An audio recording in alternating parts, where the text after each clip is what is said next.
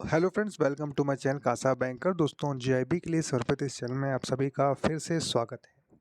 दोस्तों, आज के इस वीडियो में मैं आपको एक बहुत ही इम्पोर्टेंट पेपर के बारे में डिटेल डिस्कशन के बारे में आपसे डिस्कशन करने आया हूँ।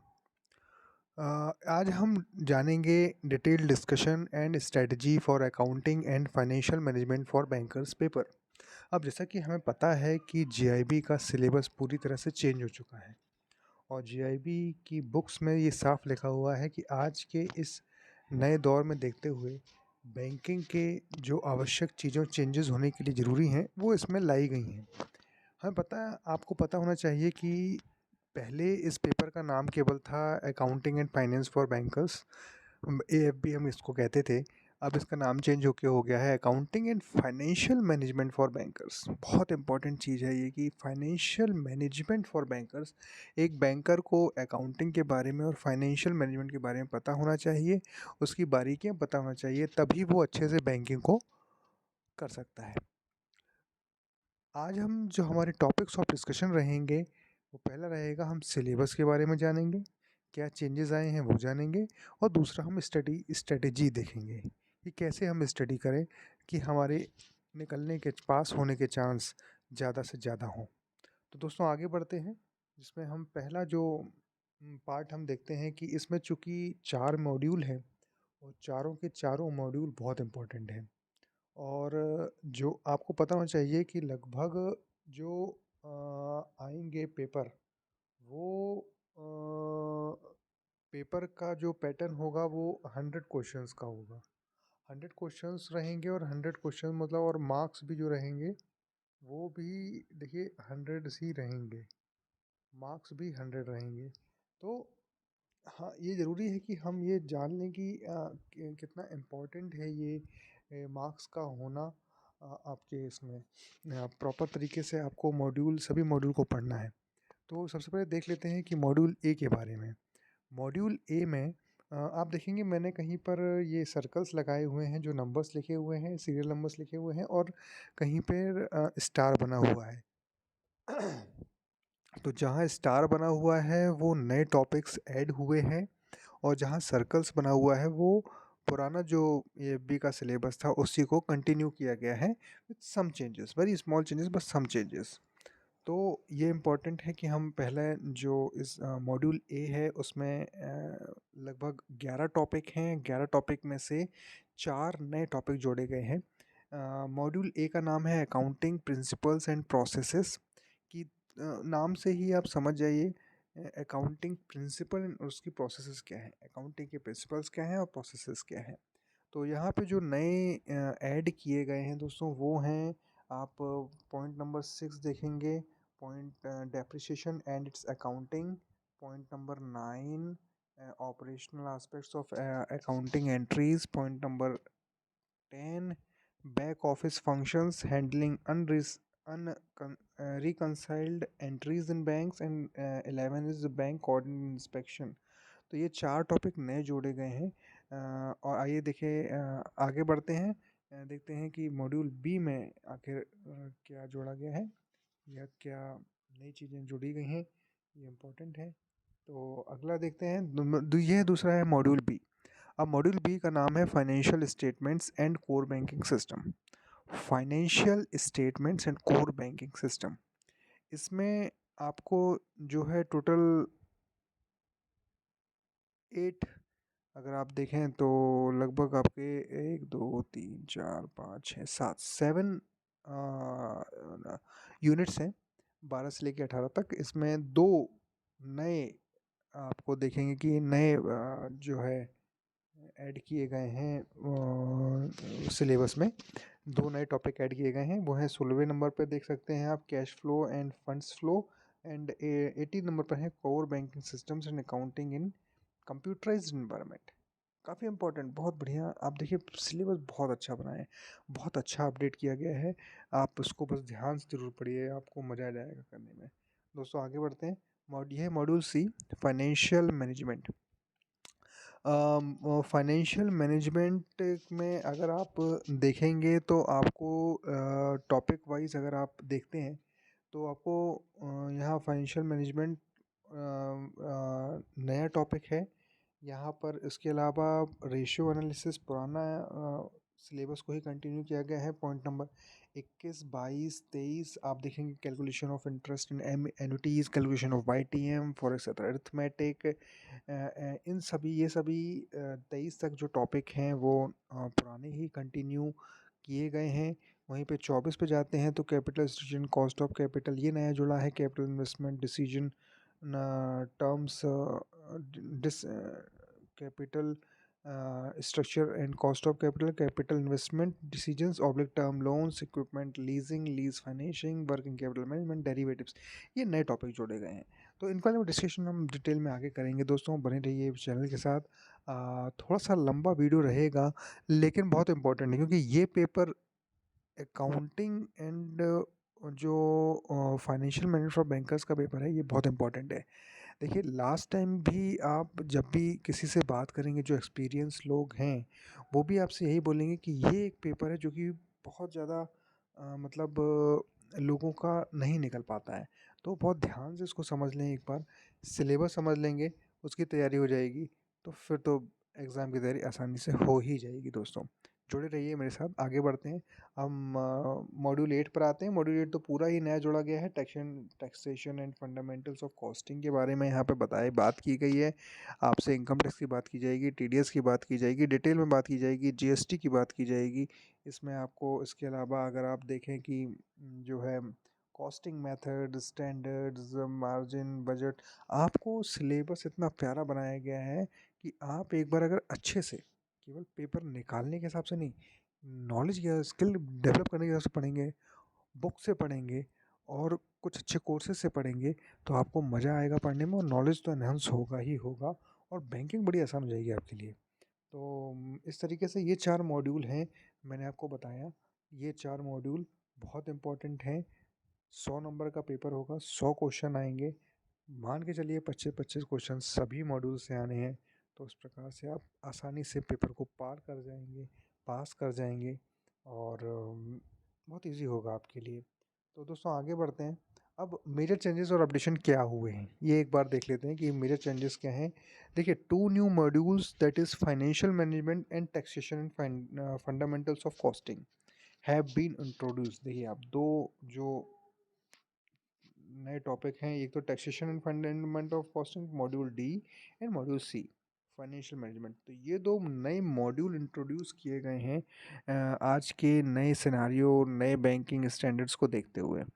उसके अलावा other topic covered like cost of capital, equipment leasing, GST, standard costing, marginal costing, budgetary control system, ये जो पूरे टॉपिक हैं ये नए टॉपिक ऐड किए गए हैं। इन नए टॉपिक से भी आपको रूबरू होना बहुत ज़रूरी होगा कि इनके बारे में डिटेल में जानना। तो दोस्तों ये था आपके मेजर चेंजेस और मेजर आपके स्टैंडर्ड्स के क्या है, module A B C D में क्या क्या है उसके बारे में। अब एक बार हम डिटेल में थोड़ा सा हल्का सा देखते हैं कि आखिर क्या है इसके अंदर भी जो सब टॉपिक्स हैं उनके क्या है उसमें। हम आइए जानने का ये प्रयास करते हैं। आइए अब हम चलते हैं डिटेल में जानने के लिए। तो अभी दोस्तों जैसा कि हमने सभी मॉड्यूल्स के बारे में देखा कि मॉड्यूल A और उसके टॉपिक क्या हैं, जो यूनिट वाइज टॉपिक देखे गए थे, हमने समझा कि कौन कौन से नए टॉपिक ऐड किए गए हैं और कौन से पुराने टॉपिक को कंटिन्यू किया गया है। अब अगर हम मॉड्यूल को और भी बाइफरकेट करते हैं और उनकी जो यूनिट्स दी गई थी उनको बाइफरकेट करते हैं, थोड़ा सा बेसिक नॉलेज ले लेते हैं कि क्या आखिर ऐड किया गया है। तो मॉड्यूल A है अकाउंटिंग प्रिंसिपल्स एंड प्रोसेसेस। अब अगर आप जैसे कि देख सकते हैं कि ये है जो अकाउंटिंग प्रिंसिपल एंड प्रोसेसेस है, इसमें सबसे पहला यूनिट 1 है वो है definition, scope at accounting standards including Indian accounting standards. तो सीधा सीधा हमें अकाउंटिंग स्टैंडर्ड्स जो होते हैं उनके बारे में, जो नियम होते हैं उनके बारे में इस टॉपिक में बताया जाएगा, जो कि हम डिटेल में और वीडियोस, आने वाली वीडियोस में आपको पता चल जाएगा। इसमें अगर हम देखें तो nature and purpose of accounting, historical perspectives, ये काफ़ी डिटेल में आपको इसमें दिया गया है। अगर हम दूसरा जो यूनिट देखते हैं वो है basic accountancy procedures. Basic accounting के प्रोसीजर क्या हैं और उसमें कुछ नियम होते हैं, 4 से 5 उसके अलग-अलग मेथड्स हैं, जैसे कि concept of accountancy, going concern entity, double entry system, principles of conservatism, revenue recognition, realisation, इसके बारे में आपको पता चलेगा। इसके अगर हम जाते हैं तो maintenance of cash, subsidiary books and ledgers, इसके बारे में आपको डिटेल में पता चलेगा। फिर बैंक रिकंसाइलेशन स्टेटमेंट के बारे में पता चलेगा कि कैसे ट्रांजेक्शन्स को रिकॉर्ड किया जाता है, कैश बुक क्या होती है, पासबुक क्या होती है, इसके बारे में आपको पता चलेगा। ट्रायल बैलेंस के पार्ट में अगर आप देख लेते हैं कि trial balance, rectification of errors and adjusting and closing entries. Entries बहुत इंपॉर्टेंट होती है अकाउंटिंग में, कौन सी एंट्री डेबिट है और कौन सी एंट्री क्रेडिट है, इसी पर पूरी अकाउंटिंग है जिसको हम डिटेल में पढ़ेंगे। डेप्रिसिएशन एंड एड्स अकाउंटिंग, जैसा कि मैंने आपको बताया था कि एक नया टॉपिक जुड़ा है, इसमें से क्वेश्चंस ज़रूर आएंगे, तो बहुत ध्यान से और बहुत अच्छे से इस पार्ट को पढ़ना है। डेप्रिसिएशन के बारे में बताया जाएगा, फिर अलग अलग जो मेथड्स हैं, written down value method and बहुत मेथड्स के बारे में बताया जाएगा। बहुत सारी चीज़ें, अच्छी चीज़ें आपको पता चलेंगी, बहुत मज़ा आएगा आपको इस बार टॉपिक पढ़ने। कैपिटल एंड रेवेन्यू एक्सपेंडिचर में अगर हम जाते हैं तो कैपिटल रेवेन्यू एक्सपेंडिचर के बारे में पता चलेगा। कैपिटल क्या है, रेवेन्यू क्या है, बिल्स ऑफ एक्सचेंज के बारे में हम डिटेल में पढ़ेंगे। Operation aspects of accounting entries के बारे में हम डिटेल में पढ़ेंगे। Back office functions, handling unreconciled entries in banks, bank audit and inspection. तो इस तरीके से यहाँ पर एक मॉड्यूल ए ख़त्म होगा, जिसके द्वारा आपको एक बेसिक अकाउंटिंग के बारे में विथ अकाउंटिंग स्टैंडर्ड्स के बारे में पता चल जाएगा। एंट्रीज डेबिट और क्रेडिट क्या होती हैं, कैसे होती हैं, ये भी पता चल जाएगा। चलिए आगे बढ़ते हैं, देखते हैं मॉड्यूल बी में क्या है दोस्तों। Financial statements and core banking systems. Financial statements and core banking system. Balance sheet equation very important है बैंकिंग में। अगर आप लोन डिपार्टमेंट में है तो बैलेंस शीट से आपको बार बार रूबरू होना पड़ेगा, तो बैलेंस शीट के बारे में बेसिक जानकारी मिल जाएगी आपको। Preparation of final accounts, preparation of trial balance, adjustment entries, preparation of financial statement from trial balance, इनके बारे में हम डिटेल में पढ़ेंगे। Company accounts 1 and company accounts 2 जो यूनिट हैं वो बहुत इंपॉर्टेंट रहेंगी, आपको काफ़ी डिटेल में पढ़ना है इसमें, और जो आपको बहुत हेल्पफुल करेगा बैंकिंग में। Cash flow end funds flow बहुत इंपॉर्टेंट टॉपिक है। कैश फ्लो कैसे होता है, फंड फ्लो स्टेटमेंट क्या है, आपको एक बार अच्छे से इसको पढ़ लेंगे तो आपको बहुत इजी हो जाएगा, पर्टिकुलरली लोन के पार्ट पर, कि हम कैश फ्लो में क्या देखना है और क्या नहीं देखना है। अगला टॉपिक है वो है final accounts of banking companies. थोड़ा सा टॉपिक बड़ा रहेगा, बेसल के नॉर्म्स इसमें आएंगे, definition functions of a bank, requirement of banking company to account and audit, बहुत डिटेल में, काफ़ी अच्छा मजा आने वाला है इस टॉपिक में। Core banking system and accounting in computerised environment में कैसे इसको करना है। पहले देखिए, लेजर की एंट्री बहुत ही अच्छे से हाथ से होती थी, आज की डेट में पूरा कंप्यूटराइज, तो उसको किस तरीके से आपको एंट्री करना है, क्या करना है, वो बहुत इंपॉर्टेंट है। अगले बढ़ते हैं मॉड्यूल सी। मॉड्यूल सी बोलता है फाइनेंशियल मैनेजमेंट। ये नया पूरा का पूरा मॉड्यूल ऐड हुआ है।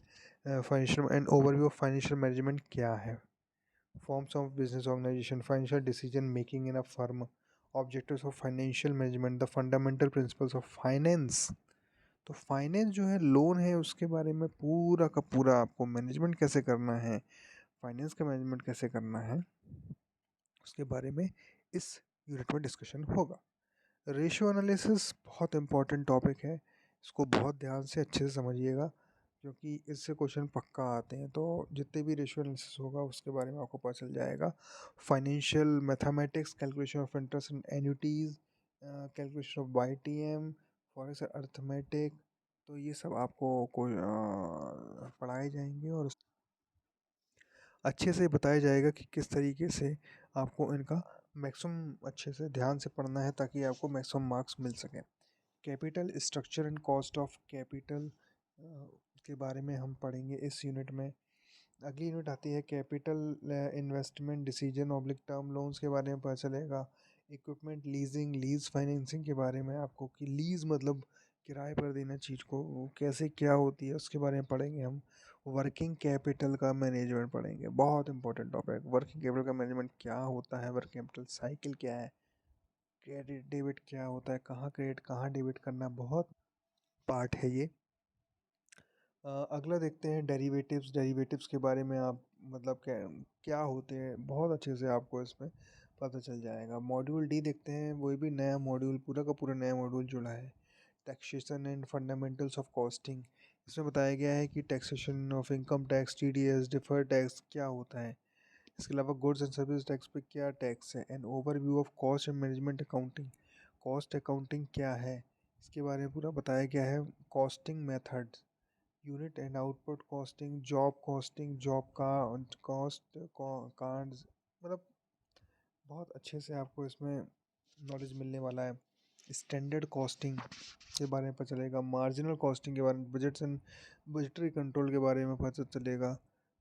इस मैं paper 4 retail banking and financial management के बारे में अगली वीडियो में बताऊंगा दोस्तों। तो इस तरीके से आप देखेंगे कि ये पूरा का पूरा अपडेट हो जाता है। तो आइए चलते हैं अब। आई होप दोस्तों आपको मज़ा आया होगा, आपको समझ में आई होंगी बहुत सारी चीज़ें। अब हम देखते हैं कि आखिर स्ट्रेटेजी क्या होनी चाहिए। तो स्ट्रेटेजी चलते हैं फिर से यूट्यूब की तरफ। दोस्तों ये तो हो गया पूरा सिलेबस। अब सबसे महत्वपूर्ण पार्ट है कि स्टडी की स्ट्रेटेजी क्या हो, ताकि मैं इस पेपर को न केवल पास करूं बल्कि अच्छे क्वेश्चन से पास करूं। तो दोस्तों मैंने अपने विवेक के आधार पर कुछ स्टडी स्ट्रेटेजी बनाई है कि पहला सबसे इम्पोर्टेंट है, मैं समझता हूं कि reading the book is very important. जो नई बुक आई हैं वो लगभग 3,500 रुपये की हैं, आप उन बुक्स को ज़रूर ले लें। आपको वो ताउम्र जब तक आप बैंकिंग में हैं तब तक काम आने वाली हैं। बस उनको रिवाइज़ करते रहिए, पढ़ते रहिए, आपका नॉलेज बहुत बढ़ेगा। So reading the book is very important other than any paid courses online. अगर आप कोई पेड कोर्सेज ऑनलाइन लेते हैं किसी भी कंपनी का, किसी भी इंडिविजुअल पर्सन का, तो उसके साथ ही साथ आपको बुक ज़रूर पढ़ना चाहिए, वो बहुत काम आएगी आपको। दूसरा, रिवीजन इज़ वेरी क्रूशियल। देखिए, आप हम बस पढ़ते जा रहे हैं, सिलेबस इकट्ठा करते जा रहे हैं और पढ़ते जा रहे हैं, और रिवीजन नहीं हो रहा है, तो इट इज़ वेरी इंपॉर्टेंट कि आप उसको प्रॉपर तरीके से रिवाइज़ करवा लें। तो पॉसिबिलिटी है कि आपका पेपर इजी से निकल सकता है। तीसरा है डेली स्टडी रूटीन, स्पेशली एएफएमबी के बारे में बताया गया है कि स्टडी रूटीन ओबीएसटी को जो पढ़ाना है उसको जानने के लिए आपका ये जानना ज़रूरी है। तो रिवीजन इज़ वेरी क्रूशियल, आप रिवीजन ज़रूर करें। थर्ड आता है daily study routine, specially AFMB in the night, तो वो भी नहीं आएंगी।